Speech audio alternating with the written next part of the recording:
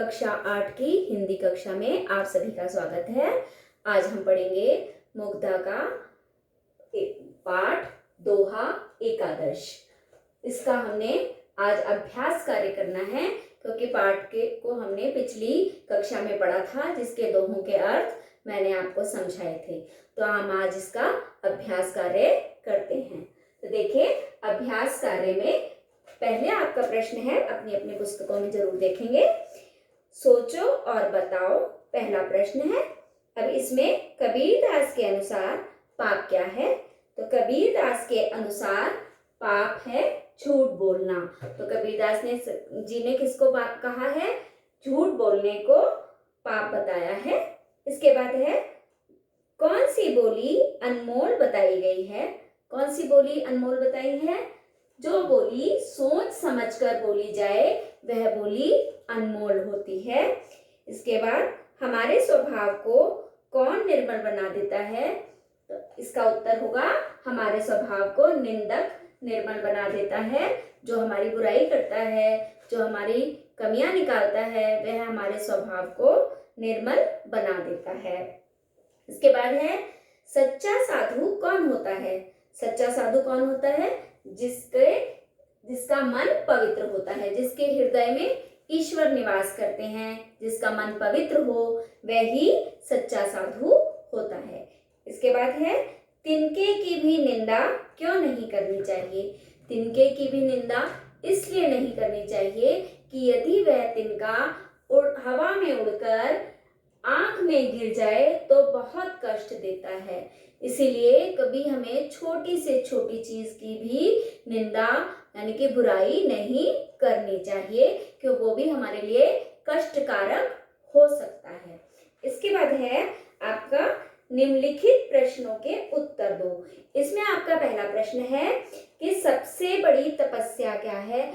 अब इसमें आपने पहले दोहे में ही पढ़ा था कि सबसे बड़ी तपस्या क्या है? सबसे बड़ी तपस्या है सच बोलना।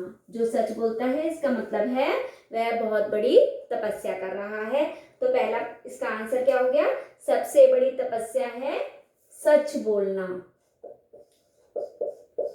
यानी कि सच। फिर आपका है इसमें दूसरा, ईश्वर किसके हृदय में निवास करता है? ईश्वर उसके हृदय में निवास करता है जिसका हृदय पवित्र होता है। जिसका हृदय पवित्र हो या जिसका हृदय साफ हो, तो पवित्र हृदय वाले के मन में ईश्वर निवास करता है। और जिसके हृदय में सच्चाई हो, पवित्र हृदय हो, उसका हृदय में सच्चाई हो, या जो सच बोले, या जो सच्चाई हो, या जो सच बोलता हो।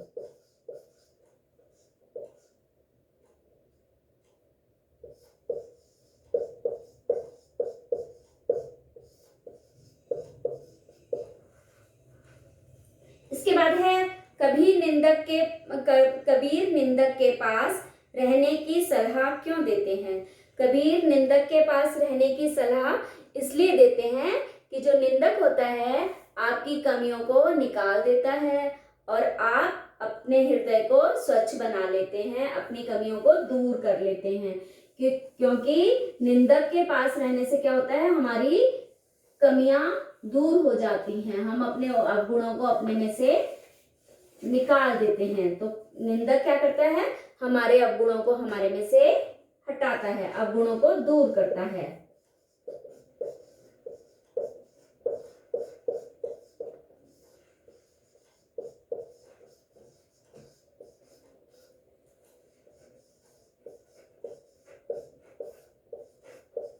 इसके बाद है आपका चौथा प्रश्न, साधु की पहचान किस आधार पर की जाती है? साधु की पहचान उसके ज्ञान के आधार पर की जाती है। कैसे की जाती है? उसके ज्ञान के आधार पर।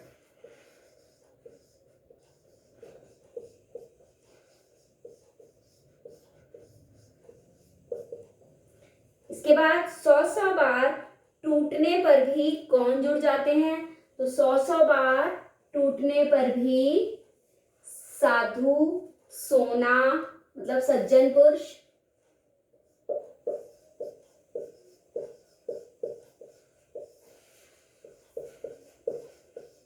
सोना और साधुजन।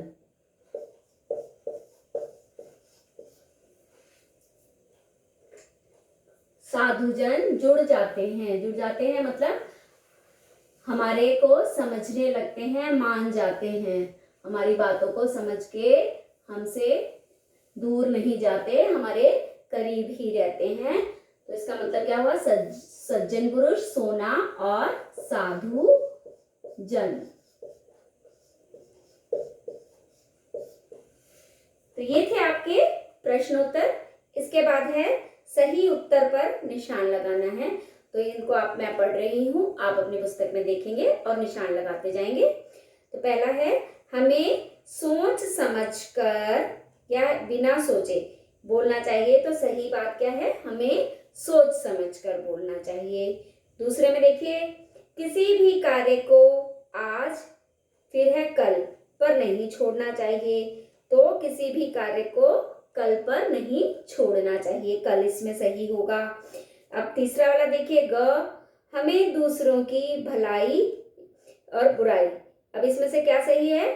भलाई, हमें दूसरों की भलाई करनी चाहिए। इसके बाद है, छोटी से छोटी वस्तु अनुपयोगी उपयोगी होती है। मतलब छोटी से छोटी वस्तु भी उपयोगी होती है, तो उपयोगी इसमें सही है।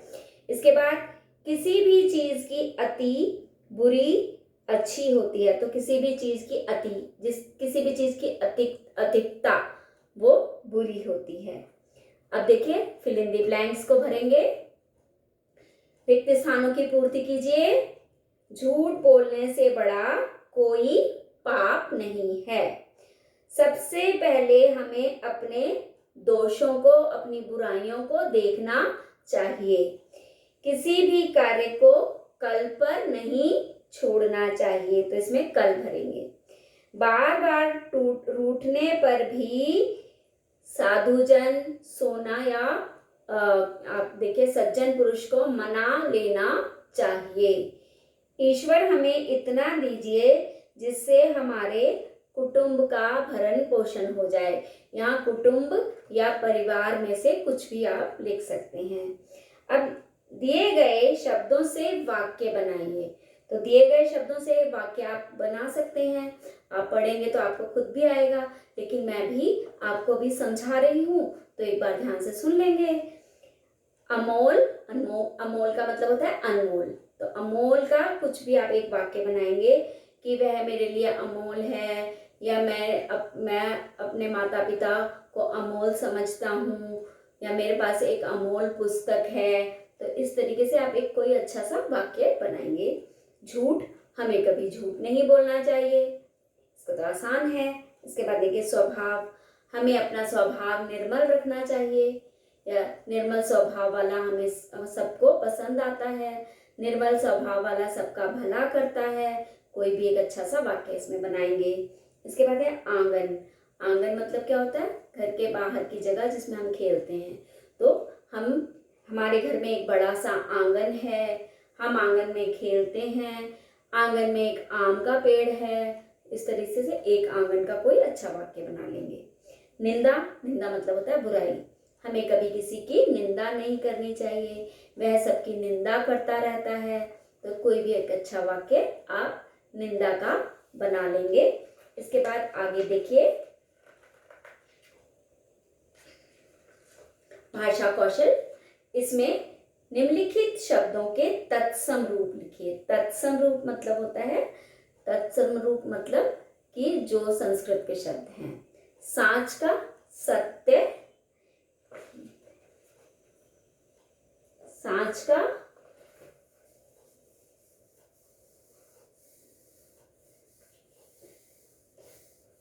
लिख के आपको समझा देते हैं। सांच का होगा सत्य, फिर है हृदय, हृदय का होगा हृदय,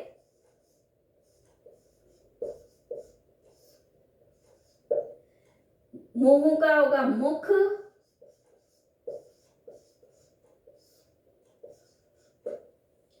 आज का अद्य,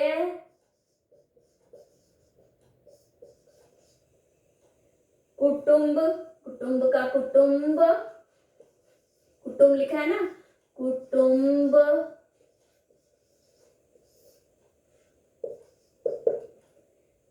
निर्मल, निर्मल,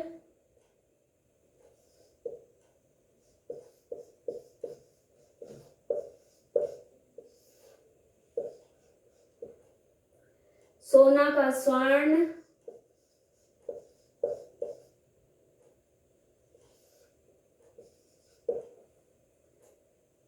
कुम्हार का कुंभकार,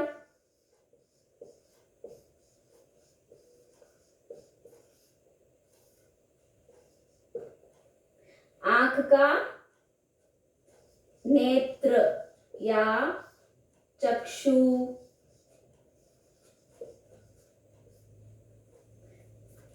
तो ये आपके शब्दों के तत्समरूप हो गए। इसके बाद है निम्नलिखित शब्दों के विलोम शब्द बनाइए। निम्नलिखित शब्दों के विलोम बनाने हैं। विलोम मतलब इनसे उल्टे शब्द, विपरीतार्थक,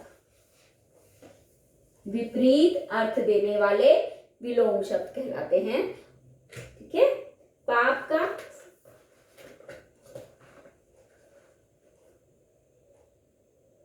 पुण्य,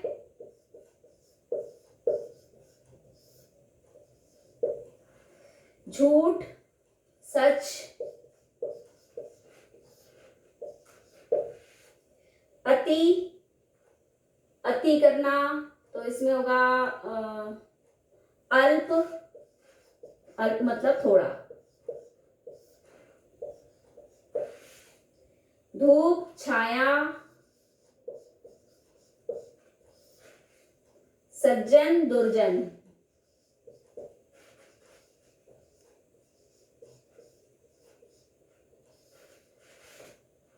तो ये थे आपका अभ्यास कार्य। इसके बाद आपका दिया है कबीरदास के कोई 5 दोहे याद करो। तो अपनी पुस्तक में से भी याद कर सकते हैं और आप अपने देखे कहीं और आसपास में दूसरी पुस्तक से या अपने नेट से ऐसे निकाल के आप 5 दोहे याद करेंगे और उनको अच्छे से कंठस्थ करके सुनाएंगे। इसके बाद है भक्ति पूर्वक दोहे चुनकर उन्हें संग्रहित करो। जो भक्ति भाव से भरे हुए दोहे हों तो आप उन्हें भी ढूंढेंगे और छांट के उनको अपने पास रखेंगे। तो आप इसमें एक रचनात्मक कौशल क्या कर सकते हैं कि कबीर के कोई 5 दोहे आप अन्य जो आपकी पुस्तक में नहीं हो, तो कबीर के रचनात्मक कार्य में दे रही हूँ, आप उस रचनात्मक कार्य को अपनी गतिविधि को कर लेंगे और एक शीट पे करेंगे। तो कौन सी शीट पे करेंगे? A4 साइज शीट ले लेंगे, उस शीट पे आप करेंगे 5 दोहे अन्य पुस्तक के अलावा।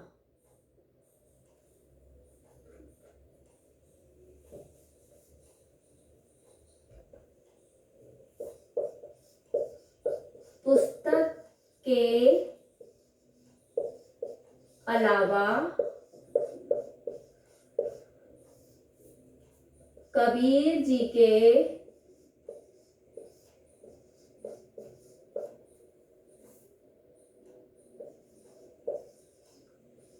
कोई 5 दोहे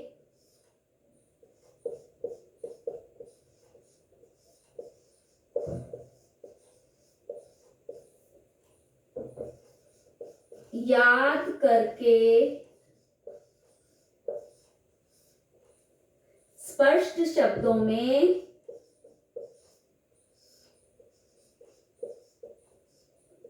लिखें। तो यह आपका हो गया एक गतिविधि, मतलब एक परियोजना कार्य।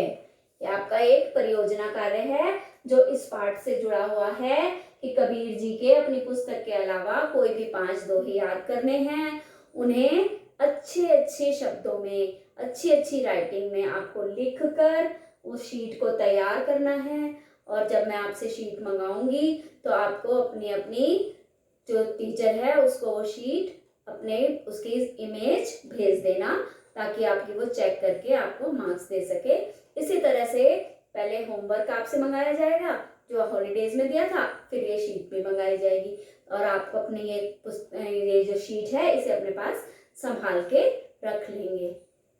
तो ये थे आपके दोहा दशक का अभ्यास, और इस अभ्यास को मैं आपके पास इस वीडियो के साथ संलग्न करके भेज दूंगी, ताकि आप अपनी पुस्तकों में और अपनी उत्तर पुस्तिकाओं में, मतलब अपनी कॉपियों में इस कार्य को संपूर्ण कर सकें। धन्यवाद।